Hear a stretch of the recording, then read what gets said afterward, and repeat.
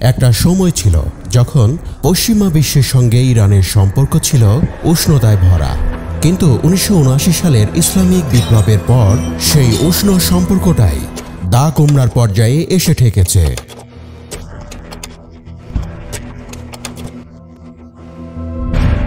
বর্তমান বিশ্বে অনেকটা একঘরে হয়ে পড়েছে ইরান। এমন বৈরী পরিস্থিতিতেও কিছু দেশ আছে যারা ইরানের সঙ্গে সুসম্পর্ক বজায় রাখছে।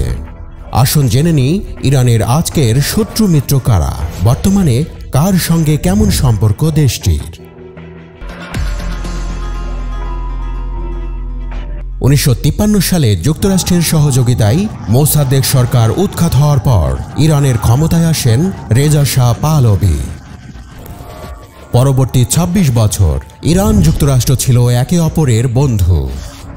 1979 সালের ইসলামিক বিপ্লবে শাহ ক্ষমতাচ্যুত হওয়ার পর এই সম্পর্ক শত্রুতায় রূপ নেয়। 1980 সাল থেকে দুই দেশের মধ্যে কোনো কূটনৈতিক সম্পর্ক নেই। একে অপরকে তারা সন্ত্রাসী রাষ্ট্র হিসেবেও আখ্যায়িত করেছে।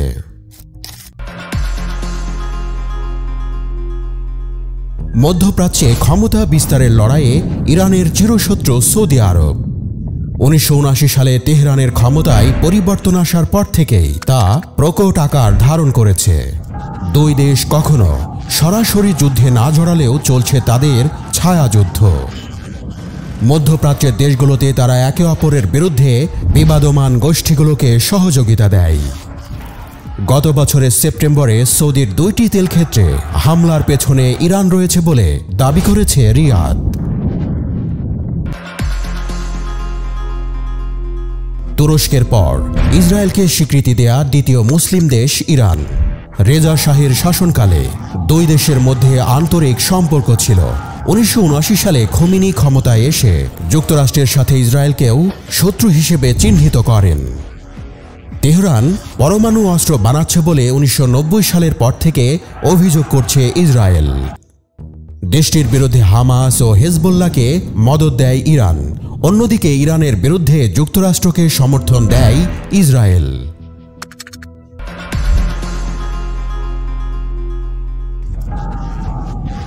দ্বিতীয় বিশ্বযুদ্ধের সময় ইরানে আস্তানা গাড়ে সোভিয়েত ইউনিয়ন। যুদ্ধ শেষ হওয়ার পরও কয়েক বছর দখলদারি বজায় রাখে তারা। শাহের শাসনামলেও সম্পর্ক ভালো ছিল না। এমনকি ইরাক ইরান যুদ্ধে সাদ্দামকে সহযোগিতা দিয়েছিল সোভিয়েত ইউনিয়ন। তবে 1991 সালের পর থেকে ধীরে ধীরে ইরান হয়ে ওঠে মধ্যপ্রাচ্যে রাশিয়ার কৌশলগত অংশীদার।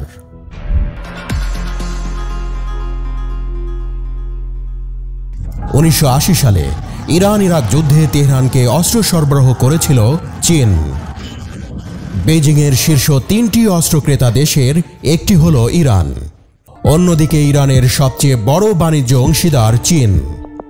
যদিও যুক্তরাষ্ট্রের নিষেধাজ্ঞার পর সেখান থেকে তেল আমদানি ব্যাপকভাবে কমিয়ে দিতে হয়েছে চীনকে। কাশেম সোলাইমানিকে হত্যাকাণ্ডের পর চীন জানিয়েছে তেহরানের সঙ্গে বেইজিংয়ের সম্পর্ক অটুট থাকবে।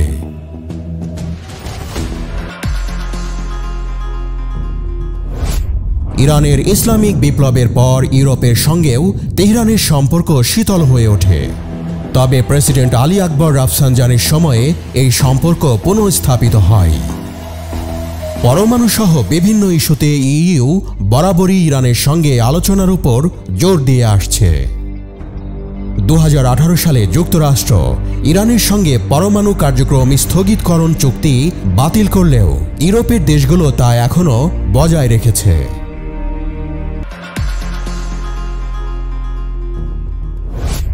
সাদ্দাম হোসেনের চালানো হামলা থেকে শুরু হওয়া ইরাক ইরান যুদ্ধ অব্যাহত ছিল 8 বছর। তবে বর্তমানে বাগদাদের শিয়া নেতৃত্বাধীন সরকারের সাথে সুসম্পর্ক রয়েছে তেহরানের। দেশটির একাধিক সশস্ত্র গোষ্ঠীকেও সামরিক সহযোগিতা দিয়ে আসছে ইরান।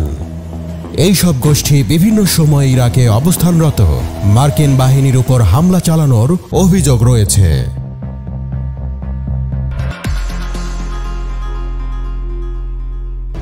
1971 সালের পর থেকে ইরানের সঙ্গে বাংলাদেশের কূটনৈতিক সম্পর্ক রয়েছে।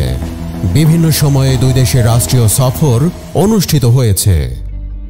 1995 সালে প্রেসিডেন্ট রাফসানজানি ঢাকা এসেছিলেন। গত বছরের সেপ্টেম্বরে আসেন পররাষ্ট্রমন্ত্রী জাভেদ জারিফ।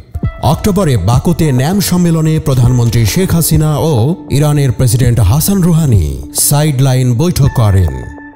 গত বছরে বাংলাদেশ $1.77 কোটি পণ্য রপ্তানি করেছে দেশটিতে।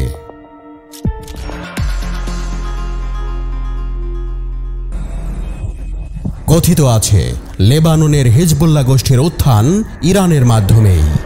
তাদের মূল টার্গেট মধ্যপ্রাচ্যে ইরানের শত্রু ইসরায়েল ও যুক্তরাষ্ট্রের আস্তানাগুলো। 2018 সালে হিজবুল্লাহ ও তাদের জোট দেশটির নির্বাচনে সংখ্যাগরিষ্ঠতা অর্জন করে, যার মধ্য দিয়ে লেবাননের সরকারে ইরানের প্রভাব আরও বেড়েছে। এছাড়াও ইয়েমেনে হুতি বিদ্রোহী আর ফিলিস্তিনের হামাস ইরানের মিত্র শক্তি।